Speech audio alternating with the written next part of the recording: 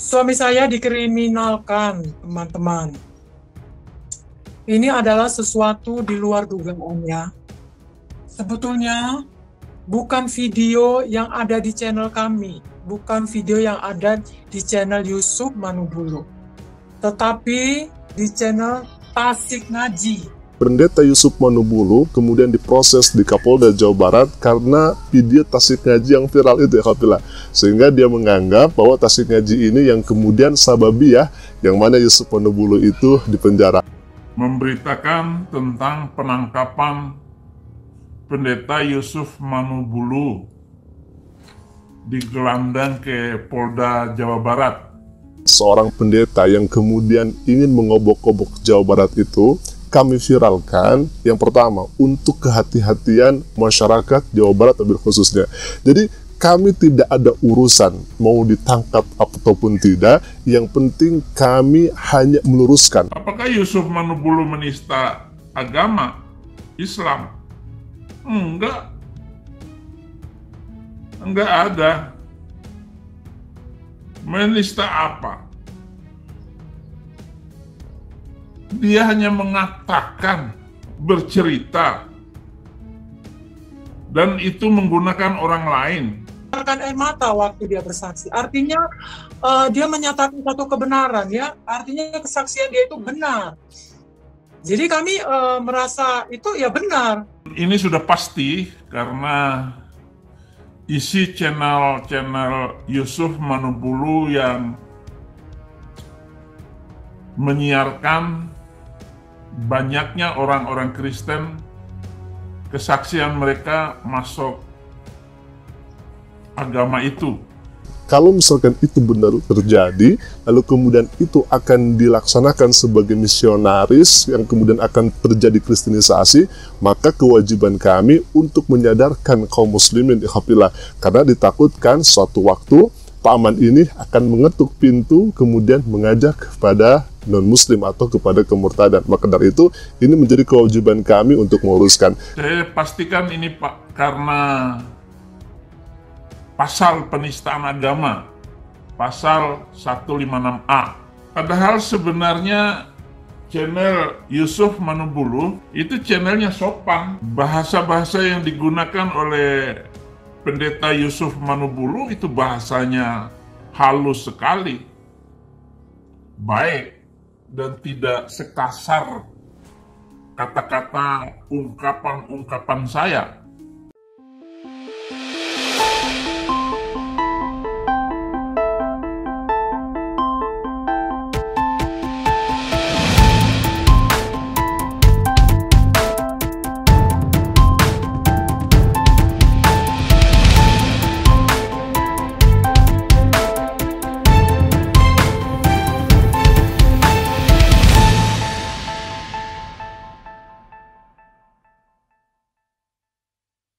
Perseteruan antara istri pendeta Yusuf Manubulu kepada channel Tasik Ngaji makin terbongkar.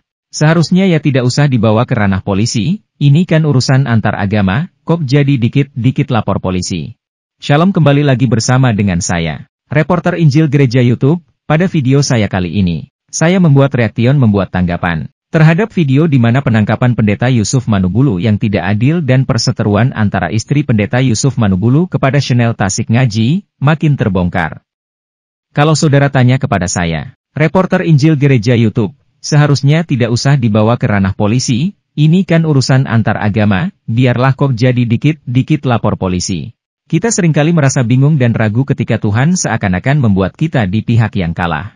Ketika kita dijahati orang, dimusuhi orang, ditindas, direndahkan, dikhianati, difitnah, lalu Tuhan membiarkan keadaan itu dalam beberapa waktu. Kita tidak melihat cahaya pertolongan Tuhan, kita tidak melihat pintu yang terbuka di mana kita dapat meloloskan diri.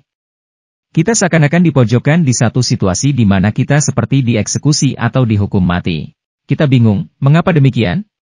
Pasti kita pernah mengalami ini, atau jangan-jangan sekarang sedang mengalami hal ini.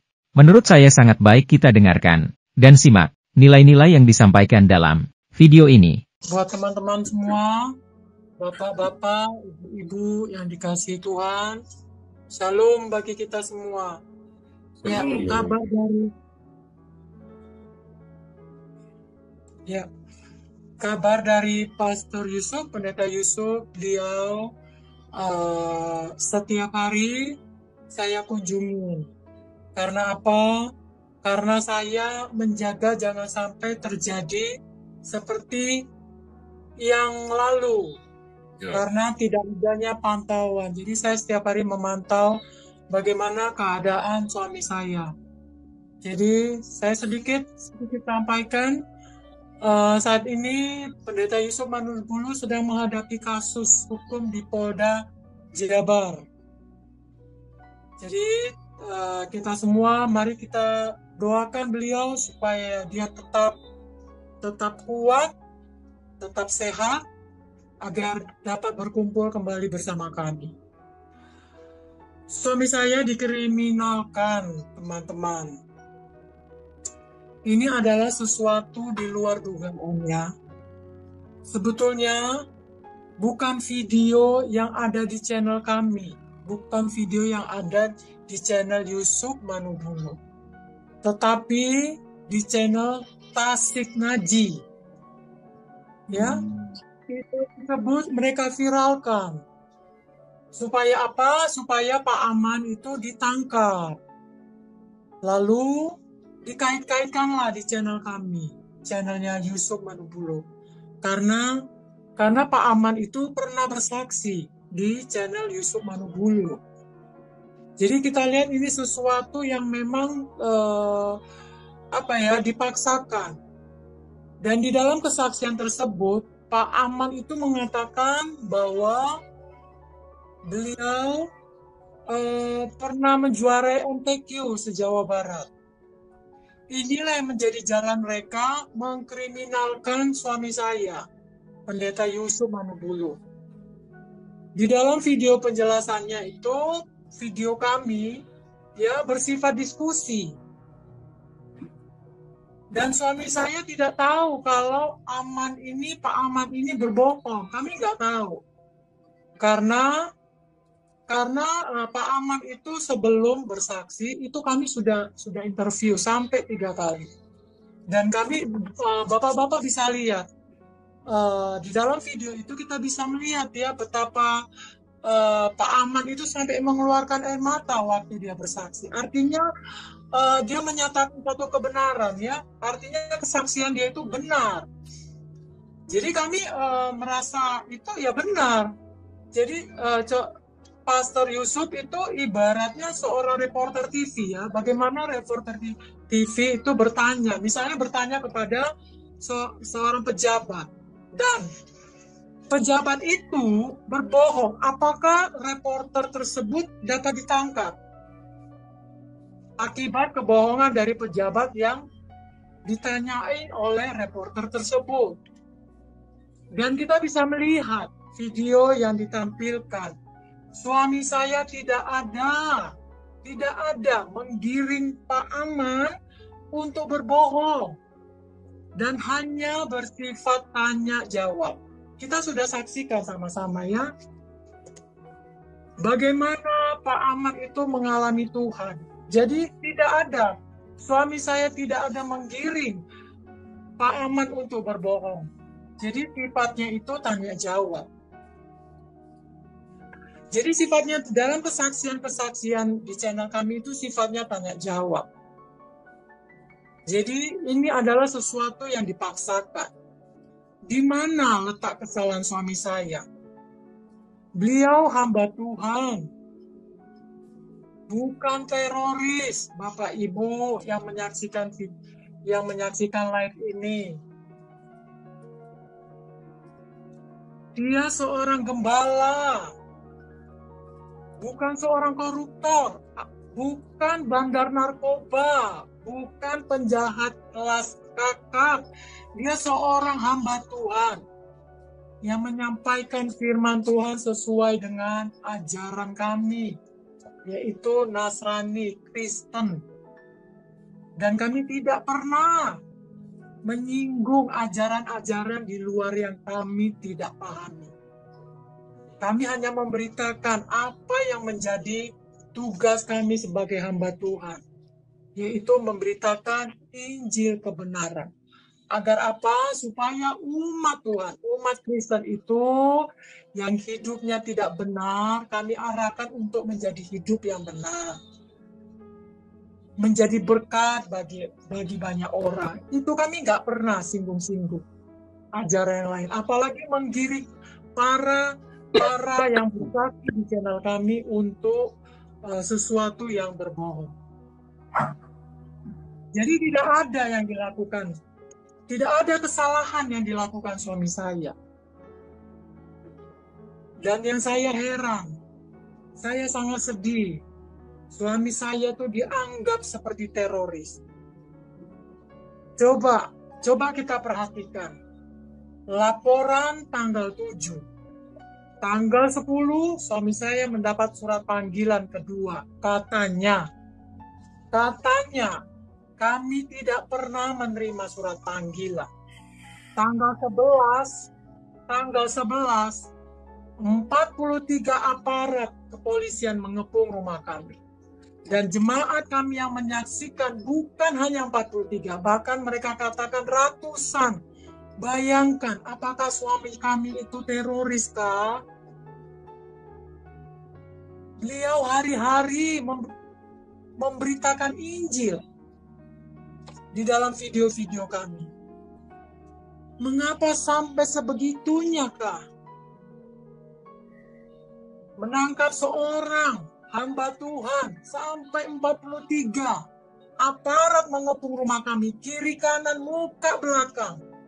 Bahkan jemaat kami yang menyaksikan lebih, mereka katakan lebih, ratusan.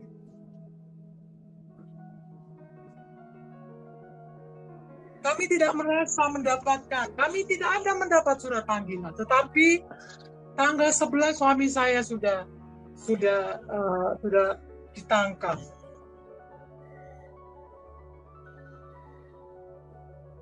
Apakah pendeta Yusuf yang statusnya sebagai hamba Tuhan, pendeta, gembala, bapak rohani, dianggap sama seperti penjahat kelas kakap, teroris, bandar narkoba? Mari Bapak Ibu yang dikasihi Tuhan, mari kami mohon semua kita yang ada, pihak yang terkait, tolong bantulah kami, baik secara moral dan materi, untuk menangani kasus ini. Sangat tidak lazim. Kami tidak melakukan kesalahan, tapi kami diperlakukan seperti ini. Di mana keadilan? Mari saudara-saudara di dalam Tuhan, mari kita bergandengan tangan. Suami saya dikriminalkan yang tidak sewajarnya.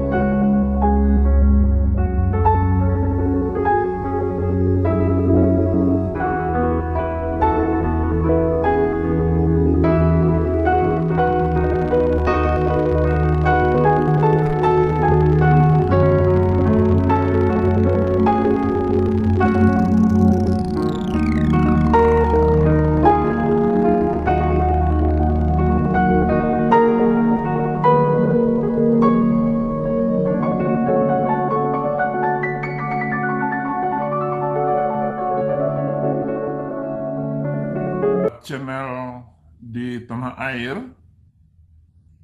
memberitakan tentang penangkapan pendeta Yusuf Manubulu digelandang ke Polda Jawa Barat. Dan ini sudah pasti karena isi channel Yusuf Manubulu yang menyiarkan banyaknya orang-orang Kristen, kesaksian mereka masuk agama itu. Jadi itu sebabnya saya pastikan ini Pak, karena pasal penistaan agama, pasal 156A. Padahal sebenarnya channel Yusuf Manubulu itu channelnya sopan. Bahasa-bahasa yang digunakan oleh pendeta Yusuf Manubulu itu bahasanya halus sekali, baik, dan tidak sekasar kata-kata ungkapan-ungkapan saya. Misalnya kalau saya mengatakan apa sumbangan Islam bagi dunia ini, yang nggak ada sumbangannya selain ancaman-ancaman dan penistaan dan mematikan orang, atau apalah. Jadi kalimat-kalimat yang saya gunakan itu, tetapi itu perlu direnungkan, kata-kata saya direnungkan, ucapan-ucapan saya nggak ada yang salah kok. Hanya memang mengungkapkan dengan kalimat itu terlalu vulgar. Bukan sembrono, itu kalimat yang benar-benar sesuai untuk mengungkapkan itu. Nggak ada. Yusuf Manubulu itu kasar di dalam berbicara. Dia masih sangat,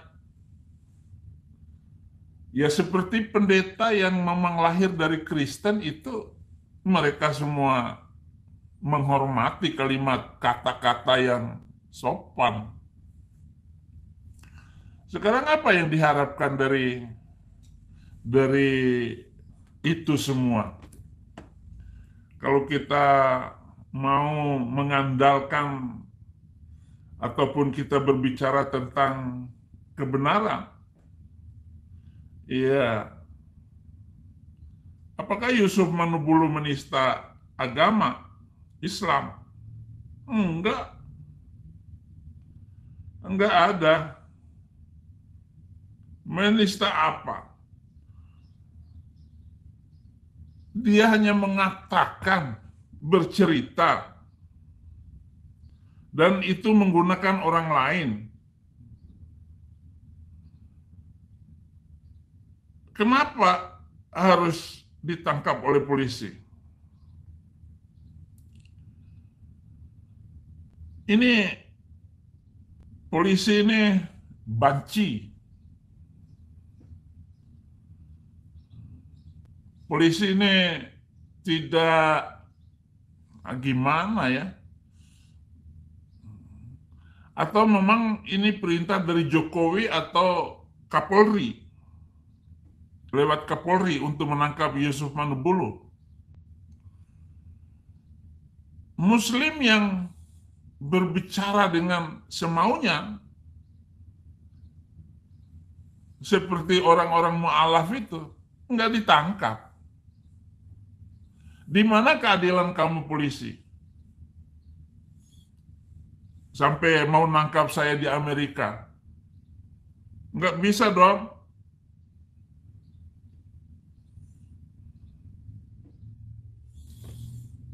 Kehidupan beragama di Indonesia kalau masih begini terus, ya tidak ada keadilannya. Karena polisi berpihak kepada yang mayoritas, bukan pada kebenaran dan keadilan. Dari kami, tahap-tahapan yang sudah kami lakukan seperti yang pernah kami report dalam Zoom-nya Pak Ujang ini, di hari Selasa lalu kami sudah lakukan, daftarkan rapid gitu ya, pra peradilan. Tetap dalam rangka apa yang disampaikan sama Ibu tadi itu, kita ingin menguji tindakan kepolisian negara Polda Jawa Barat itu, apakah laporan polisi tanggal 7 itu, tanggal 7, kemudian penetapan tersangka tanggal 9 gitu ya. Kemudian tanggal 10 ada surat penangkapan yang kemudian dilaksanakan pada tanggal 11. Berikutnya, seperti yang kita ketahui bersama, hukum itu sudah mengatur. Nggak bisa dikarang-karang. Kita percaya Indonesia ini sebagaimana amanat konstitusi itu masih negara hukum. Tanggal 7, menurut aturan hukumnya itu, mestinya perkara itu tidak masuk ke tahap penyidikan. Tapi oleh Polda Jawa Barat, perkara itu sudah masuk ke tahap penyidikan. Sehingga mereka sudah terbitkan surat panggilan kepada Pak Yusuf Manubulu dan keluarga, yang ada 2 saksi ya, saksi yang anak-anaknya Pak Yusuf, diantarkan ke alamat yang tidak ditempati oleh Pak Yusuf Manubulu dan keluarga. Oleh karena itu, hukumnya adalah baik di KUHAP itu maupun Perpol, manajemen penyidikan itu, ada mekanisme analisa terhadap laporan polisi, ada mekanisme surat perintah penyelidikan, ada mekanisme surat perintah penyidikan, yang kesemuanya itu diwajibkan ada gelar perkara. Saya kira kalau kita melihat fakta-fakta yang di lapangan itu, ini semua serba dipaksakan. Semua serba dipaksakan, karena di tanggal 7 itu, tanggal 7, 8, 9, 10, itu sudah ada surat perintah penangkapan. Nah, kita menghargai hukum negara Republik Indonesia ini. Ya. Tapi seperti yang Bapak Ibu ketahui, meskipun kita menghargai, kita tidak wajib untuk patuh dan tunduk. Oleh karena itu, kita melakukan upaya hukum. Sebagaimana kita sampaikan tadi, ada pra-peradilan. Upaya hukum juga mekanisme perlawanan seorang tersangka terhadap mekanisme yang diatur dalam KUHAP dan Perpol atau Perkap terkait dengan manajemen penyidikan. Jadi harapan kita di pemeriksaan persidangan di pra-peradilan di Pengadilan Negeri Jakarta Barat itu, di situ akan semua dibuka. Apa sih alasan mereka untuk pada tanggal 7 sudah menaikkan perkara ini? Kita berkeyakinan di tanggal 7 itu mereka tidak punya bukti permulaan yang cukup sesuai aturan undang-undang. Ya. Karena apa? Satu, di hari itu mungkin saja mereka punya screenshot tangkapan layar terkait dengan YouTube-nya Pak Pendeta Yusuf Manubulu. Undang-undang ITE mewajibkan setiap bukti surat yang dijadikan bukti dalam perkara wajib dilakukan uji forensik terhadap produk ITE tersebut. Sehingga apa? Yang kita yakini kalau toh misalnya tanggal 7 itu ada bukti, paling hanya saksi. Hukum kita mengatur unus testis, nullus testis. Satu saksi bukanlah saksi. Ya. Kalau hanya seorang saksi, itu belum masuk kategori bukti sebagaimana diatur pasal 184 KUHAP. Ya.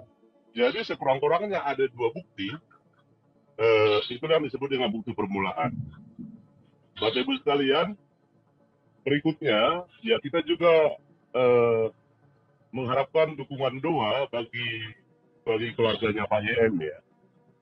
Ada mekanisme pemanggilan terhadap saksi. Ada pemanggilan mekanisme khususnya anak-anaknya Pak YM. Gitu ya. Nah, undang-undang kita mengatur, KUHP mengatur wajib setiap siapa saja yang dipanggil sebagai saksi. Gitu ya. Tapi di KUHP juga mengatur bahwa saksi yang berhubungan darah dengan tersangka dapat melakukan penolakan sebagai saksi. Artinya apa? Yang mau kita sampaikan adalah penyidik jangan fokus kepada keluarga Pak YM gitu ya. Karena mungkin kalau kita kuasa hukumnya anak-anaknya Pak YM, kita pasti sampaikan juga gitu. Ada aturan KUHAP yang mengatur menolak sebagai saksi untuk orang tua gitu kan. Ketika sudah di hadapan penyidik. Ya. Nah, Akan tetapi kan yang kita lihat kan bagaimana upaya Polda Jawa Barat berupaya menjadikan anak-anaknya Pak YM menjadi saksi. Nah, mestinya itu juga dihitung bahwa kemungkinan besar akan anak-anaknya Pak YM, keluarga Pak YM lah ya, akan menggunakan haknya menolak memberikan kesaksian terhadap orang tua kandungnya.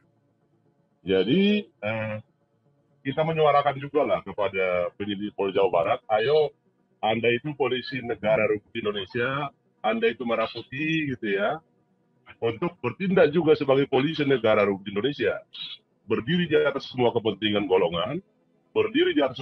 Jadi kalau kita diizinkan Tuhan dalam situasi terpuruk, tertindas, terpojokkan, teraniaya, dan Tuhan seakan-akan tidak di pihak kita, ternyata kita dipandang bernilai.